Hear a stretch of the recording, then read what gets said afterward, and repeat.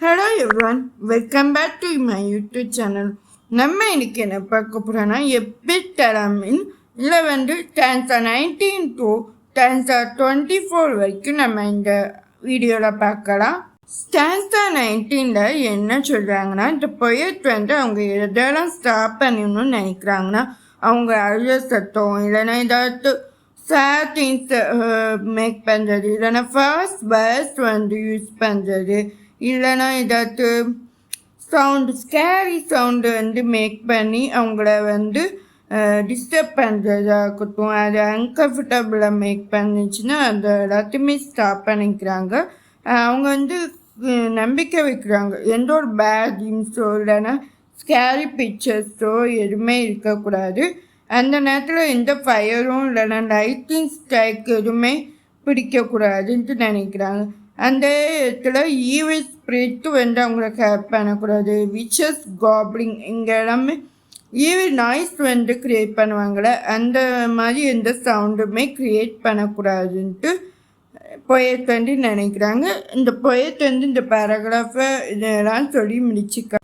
Stanza 19ல எப்படி சொல்லி முடிக்கிறாங்கன்னா, அவங்களுக்கு எந்த சத்தமும் இருக்கக்கூடாது, கோஸ்டோ ஏதோ ஒரு கேரக்டரும் பண்ணக்கூடாது, இவன் தவிர சத்தம் போடுவோன்னா அந்த சத்தம் கூட கேட்கக்கூடாதுன்னு சொல்கிறாங்க. அவங்க எந்த ஒரு சத்தமும் இருக்காமல் அவங்க எந்த ஒரு பாதர் பண்ணாமல் இருக்கணும்ன்ட்டு சொல்லி இந்த ஸ்டான்சா 19 முடிக்கிறாங்க. ஸ்டான்சா 20ல என்ன சொல்கிறாங்கன்னா, அவங்களுக்கு பீப்புள் எல்லாருமே சத்தம் போடாமல் அமைதியாக தூங்கணுன்ட்டு நினைக்கிறாங்க. அதே மாதிரி ஆத்தரும் தூங்க போகணுன்ட்டு நினைக்கிறாங்க. அவங்க கியூபிட் பற்றி பேசுகிறாங்க. கியூபிட் நிறையாவே இருக்கும், 100க்கு மேலேயும் இருக்கும். அந்த கியூபிட்ஸ் எல்லாருக்கிட்டையும் எப்படின்னா பெட்டுக்கு மேலே ஃபெதர்ஸ் மாதிரி டோவர்ஸ் மாதிரி மிதங்கும் அப்படின்னு சொல்கிறாங்க. ஆனால் அந்த ஒய்ஃப் கிட்ட பேசக்கூடாது, அவங்க ஒய்ஃப் கிட்ட அந்த நைட் மட்டும் பேசக்கூடாதுன்ட்டு சொல்கிறாங்க. And he want to enjoy the wedding night. அவங்க அந்த வெட்டிங் நைட்டை ரொம்ப என்ஜாய் பண்ணணும்னு நினைக்கிறாங்க. எப்படின்னா ஒரு டீஃப் போல் இந்த வெட்டிங் நைட் என்ஜாய் பண்ணணும்னு இது ஒரு சீக்ரெட்டை ஹெல்ப் பண்ணுற மாதிரி அந்த நைட் அமையணும்னு நினைக்கிறாங்க. அண்ட் அந்த author Cupid, son of Venus, god of love எல்லோரும் சேர்ந்து அவங்களுக்கு உதவணும்னு சொல்கிறாங்க. அந்த வெட்டிங் நைட் என்லெஸ் கேம் மாதிரி இருக்கணும், ஒரு ப்ரெஷர் மாதிரி இருக்கணும்ன்ட்டு சொல்கிறாங்க. அந்த கேம் குட்டாகவும் இருக்கலாம் இல்லைன்னா பேடாக இருக்கலாம், அதை பற்றி அவங்க கன்சிடரே பண்ண மாட்டேங்காங்க. ஆனால் அவங்க விளாண்டுட்டே இருக்கணும், ஏன்னா விடிய போகுது, காலையில் விடிய போகுது. அந்த நேரத்தில் அவங்க பாட்டு பாடி அதை விடியாமல் தடுக்கணுன்ட்டு நினைக்கிறாங்க. டான்சா 21ல ஆத்தர் என்ன சொல்கிறாங்கன்னா, அவங்க சைன்டியாவை பார்க்குறாங்க. விண்டோ மூலமாக சைன்டியாவை பார்க்குறாங்க. சைன்டியானா காடஸ் ஆஃப் மூன். அவங்க ரொம்ப அழகான முகம் இருக்கும், அவங்களுக்கு எப்போதுமே ஷைன் ஆகிட்டே இருப்பாங்க. அவங்க ராத்திரி முழுக்க தூங்கவே மாட்டாங்க. அவங்கக்கிட்ட என்ன சொல்கிறாங்க, உங்களோட மேரேஜ் வெட்டிங் நைட்டை பார்த்து ஜெலஸ் ஆகக்கூடாதுன்ட்டு சொல்கிறாங்க.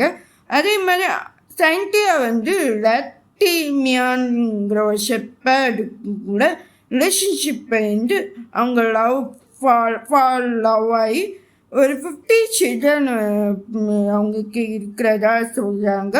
அவங்கக்கிட்ட ஒரு ஃபேவர் கேட்குற மாதிரி இந்த பேராகிராஃபை முடிச்சுக்காங்க.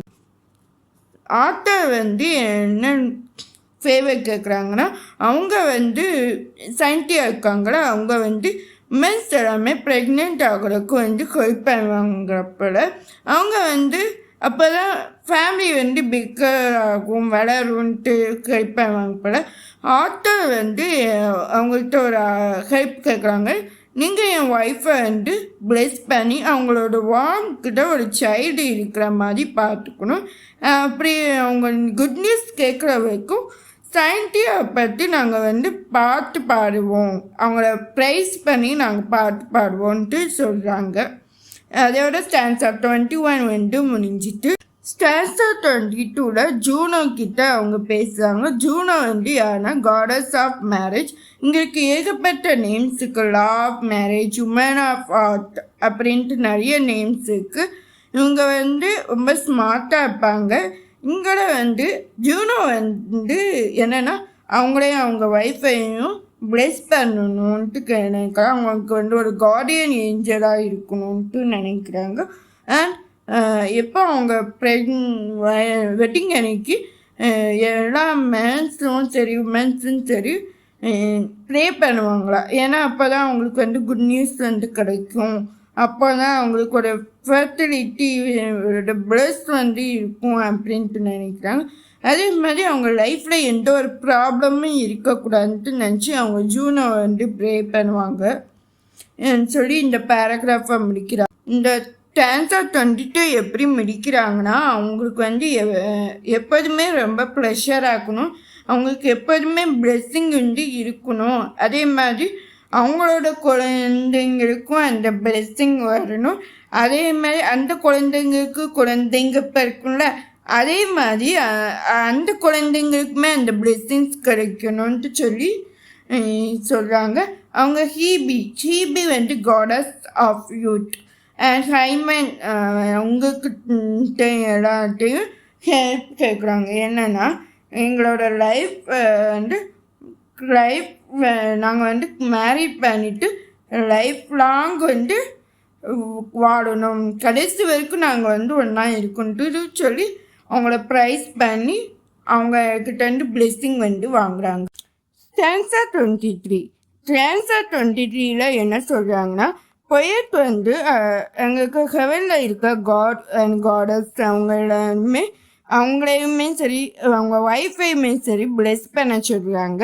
அங்கே டெம்பிள்ஸில் இருக்க காட் எல்லாருமே மக்கள் எப்போ வந்து இருட்டாக ஃபீல் பண்ணுறாங்களோ அப்போ வந்து வெளிச்சம் வந்து அவங்களுக்கு கொடுத்து வாழ்க்கை வந்து சந்தோஷமாக இருக்கணும்ன்ட்டு சொல்கிறாங்க.